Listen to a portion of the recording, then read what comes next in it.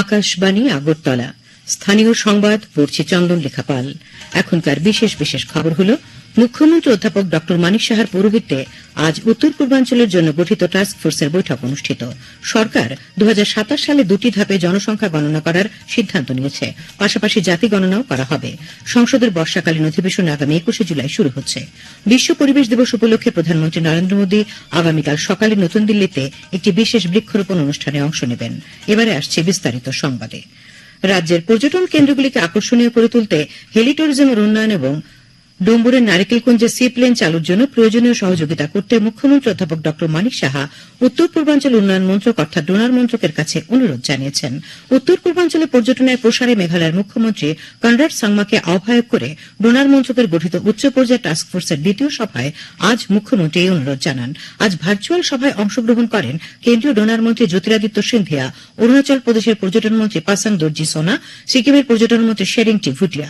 সভায় মুখ্যমন্ত্রী ড সাহা বলেন, পর্যটন ক্ষেত্রে উত্তর পূর্বাঞ্চলের রাজ্যগুলির উচ্চ সম্ভাবনাময় ক্ষেত্র ও প্রকল্পগুলিকে চিহ্নিত করে জাতীয় এবং আন্তর্জাতিক সংস্থাগুলিকে বিনিয়োগে আকৃষ্ট করতে একটি কৌশলগত রূপরেখা তৈরি করা প্রয়োজন।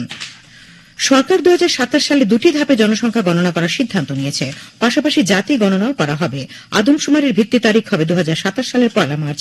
এক বিবৃতিতে কেন্দ্রীয় স্বরাষ্ট্রমন্ত্রক জানিয়েছে যে লাদাখ এবং জম্মু ও কাশ্মীর, হিমাচল প্রদেশ এবং উত্তরাখণ্ডের তুষারপাত অঞ্চলগুলির জন্য এই তারিখ হবে 2026 সালের 1 অক্টোবর। জনসংখ্যা গণনা পরিচালনার বিজ্ঞপ্তি মাসের 16 তারিখে সরকারি গেজেটে প্রকাশিত হওয়ার সম্ভাবনা। শেষ আদমশুমারি 2011 সালে 2টি ধাপে পরিচালিত হয়েছিল। এগুলি ছিল প্রথম ধাপ বাড়ি বাড়ি তালিকা এবং দ্বিতীয় ধাপ জনসংখ্যা গণনা। মুখ্যমন্ত্রী অধ্যাপক ড মানিক সাহা রাজ্যের সম্ভাবনাময় ক্ষেত্রগুলির বিকাশে সহায়তা করার জন্য পতঞ্জলি যোগপীঠ কর্তৃপক্ষকে আহ্বান জানিয়েছেন। আজ সচিবালয়ে পতঞ্জলি যোগপীঠ ট্রাস্টের জেনারেল সেক্রেটারি আচার্য বালকৃষ্ণের নেতৃত্বে 3 সদস্যের এক প্রতিনিধি দলের সঙ্গে বৈঠককালে মুখ্যমন্ত্রী এই আহ্বান জানান। পতঞ্জলি যোগপীঠ কর্তৃপক্ষ ও রাজ্যের কৃষি, ধর্মীয় পর্যটন, তথ্য প্রযুক্তি, দক্ষতা উন্নয়ন, প্রশিক্ষণ ইত্যাদি ক্ষেত্রগুলিতে কাজ করতে আগ্রহ প্রকাশ করে। রাজ্যে একটি যোগ ও ওয়েলনেস সেন্টার এবং জৈব বৈচিত্র্য পার্ক স্থাপনের জন্য পতঞ্জলি যোগপীঠ ট্রাস্ট আগ্রহ বলে জেনারেল সেক্রেটারি মুখ্যমন্ত্রীকে জানান। পর্যটন মন্ত্রী সুশান্ত চৌধুরীর পৌরোহিত্যে জিরানিয়া মহকুমা শাসকের কার্যালয়ে বৈঠক হয়। বৈঠকে পর্যটন মন্ত্রী জানান, সাম্প্রতিক বন্যায় ক্ষতিগ্রস্তদের দ্রুত সাহায্য করার জন্য রাজ্য সরকার উদ্যোগ নিয়েছে। বন্যার ফলে জিরানিয়া মহকুমায় যে সমস্ত জায়গায় বিদ্যুৎ ও পানীয় জল সরবরাহ ব্যাহত হয়েছে সেগুলি দ্রুত স্বাভাবিক করা এবং ক্ষতিগ্রস্ত রাস্তাগুলি দ্রুত সংস্কারের জন্য বৈঠকে গুরুত্ব আরোপ করা হয়। বিকশিত কৃষি সংকল্প অভিযানের 6ষ্ঠ দিনে আজ দক্ষিণ জেলার ভারতচন্দ্রনগর ব্লকের পাইখোলা ও মাইছড়ায় কৃষক ও কৃষি বিজ্ঞানীদের মত বিনিময় সভা হয়। দুটি সভাতেই সাংসদ রাজীব ভট্টাচার্য, ভারতচন্দ্রনগর পঞ্চায়েত সমিতির চেয়ারপারসন পুতুল পাল বিশ্বাস, দক্ষিণ জেলা কৃষি বিজ্ঞান কেন্দ্রের প্রধান ড বিজয় কুমার নন্দা উপস্থিত ছিলেন। সাংসদ শ্রী ভট্টাচার্য বলেন, কেন্দ্রীয় সরকার কৃষিতে ড্রোন সহ আধুনিক প্রযুক্তি ব্যবহার করে কৃষকদের আয় দ্বিগুণ করার চেষ্টা করছে। বিকশিত কৃষি সংকল্প অভিযানের অঙ্গ হিসেবে সোনামুড়া নগর পঞ্চায়েত অফিসে অনুষ্ঠিত হয় কৃষক, কৃষি বিজ্ঞানী, কৃষি বিশেষজ্ঞ ও কৃষি আধিকারিকদের যৌথ সভা। সূচনা করেন সোনামুড়া নগর পঞ্চায়েতের চেয়ারপারসন শারদা চক্রবর্তী।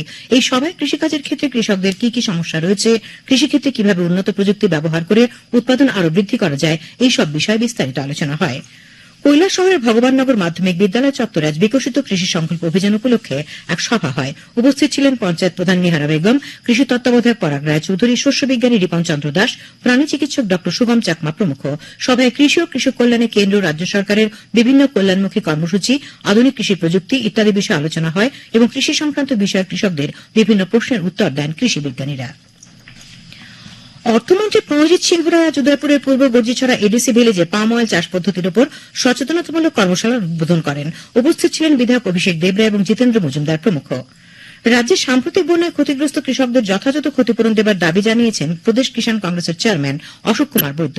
আজ আগরতলায় কংগ্রেস ভবনে আয়োজিত সাংবাদিক সম্মেলনে তিনি এই দাবির কথা জানান।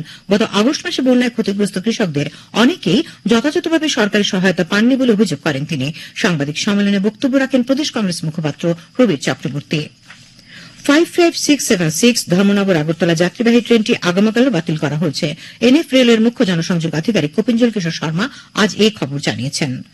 Tripura working journalist association Sonamura মহকুমা কমিটির উদ্যোগে এক পের মাকে নাম কর্মসূচির অঙ্গ হিসেবে আজ নেতাজি চৌমুহনীতে বৃক্ষরোপণ ও বৃক্ষচারা বিতরণ অনুষ্ঠানের আয়োজন করা হয়।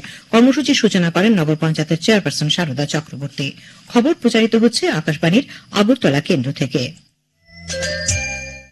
আকাশবাণীর সংবাদের আপডেট পেতে লগ ইন করুন www.newsonair.com এবং নিউজ অন এয়ার অ্যাপ এবং টুইটার ও ফেসবুক প্ল্যাটফর্মে এআইআর নিউজ অ্যালার্টসে। ইউটিউবে লক্ষ্য রাখুন নিউজ অন এয়ার অফিসিয়ালে। এছাড়াও আকাশবাণী আগরতলা সংবাদের আপডেট পেতে দেখুন টুইটার বা এক্স হ্যান্ডেলে আকাশবাণী নিউজ আগরতলা, ফেসবুকে এআইআর নিউজ আগরতলা এবং ইউটিউবে আকাশবাণী নিউজ আগরতলা। আগামী মাসের 21 তারিখ থেকে অনুষ্ঠিতব্য সংসদের বর্ষাকালীন অধিবেশনের সময়সূচি আজ সরকার ঘোষণা করেছে। অপারেশন সিন্দুর নিয়ে আলোচনার জন্য সংসদের একটি বিশেষ অধিবেশন ডাকার দাবির প্রেক্ষাপটে এই সিদ্ধান্ত। নতুন দিল্লিতে সংবাদ মাধ্যমের সঙ্গে আলাপকালে সংসদ বিষয়ক মন্ত্রী কিরেন রিজিজু বলেন, অধিবেশন 12 আগস্ট শেষ হবে। 21 जुलाई से 12 अगस्त तक मानसून सेशन को चलाने का हमने डेट तय किया है और हम ये भी कहना चाहते हैं कि कुछ लोग स्पेशल सेशन के बारे में बात करते हैं, तो इसमें ऐसा है, हर सेशन स्पेशल ही होता है। विंटर सेशन हो, मानसून सेशन हो, बजट सेशन हो, हर पार्लियामेंट सेशन बहुत महत्वपूर्ण होता है, वो स्पेशल सेशन होता है और देश का दिशा तय करने के लिए, कानून बनाने के लिए, नीति बनाने के लिए और बहुत ही जो अपने अपने मेंबरों का इम्पोर्टेंट बातें करने का भी प्लेटफॉर्म है।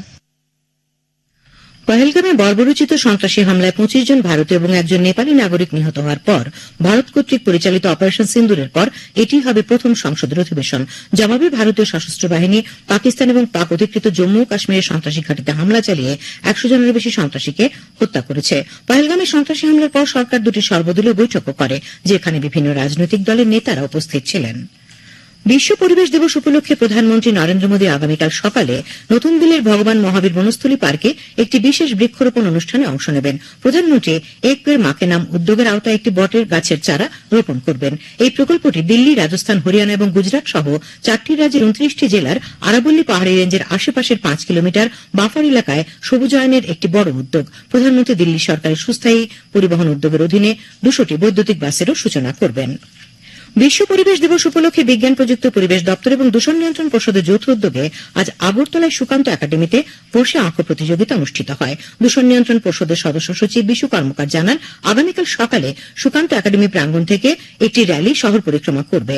তাছাড়া আগামীকাল সকাল 11টায় প্রজ্ঞা ভবনে হবে মূল অনুষ্ঠান। উপস্থিত থাকবেন বিজ্ঞান প্রযুক্তি পরিবেশ দপ্তরের মন্ত্রী অনিমেষ দেববর্মা।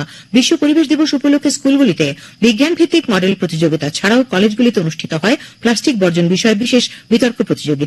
আগামীকাল প্রজ্ঞা ভবনে বিজয়ীদের হাতে পুরস্কার তুলে দেওয়া হবে।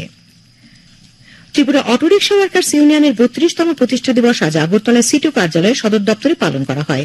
এই উপলক্ষে আয়োজিত অনুষ্ঠানে সিপিআইএম নেতা অমল চক্রবর্তী এবং সিটু সদর মহকুমার সম্পাদক তাপস গুপ্ত পরিবহন শ্রমিক সহ সর্বস্তরের শ্রমিকদের জীবন জীবিকার মান উন্নয়নের উপর গুরুত্ব আরোপ করে বক্তব্য রাখেন। দারচুই খ্রিস্টান দ্বাদশ শ্রেণী বিদ্যালয়ের মিলনায়তনে আজ এক স্বেচ্ছা রক্তদান শিবির অনুষ্ঠিত হয়।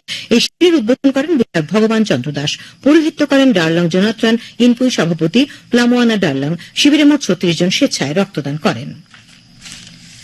তথ্য সংস্কৃতি দপ্তরের উদ্যোগে আজ থেকে বিলোনিয়া পুরাতন টাউন হলে দুদিনব্যাপী বিশ্বদেব স্মৃতি শিশু নাটক প্রতিযোগিতা 2025 শুরু হয়েছে। উদ্বোধন করেন বিলোনিয়া পুর পরিষদের চেয়ারপারসন নিখিল চন্দ্র গোপ। প্রতিযোগিতায় জেলার মোট 13টি বিদ্যালয় এবং সংস্থা অংশ নিয়েছে।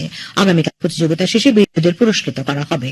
আবহাওয়া, আগামী 48 ঘণ্টায় উত্তর ঊনকোটি, ধলাই, খোয়া এবং পশ্চিম জেলায় বিক্ষিপ্তভাবে বজ্র বিদ্যুৎ সহ ভারী বৃষ্টিপাতের সতর্কবার্তা জারি করা হয়েছে। আগামীকাল সর্বোচ্চ তাপমাত্রা 31 ডিগ্রি সেলসিয়াস এবং সর্বনিম্ন 25 ডিগ্রি সেলসিয়াসের কাছাকাছি থাকবে।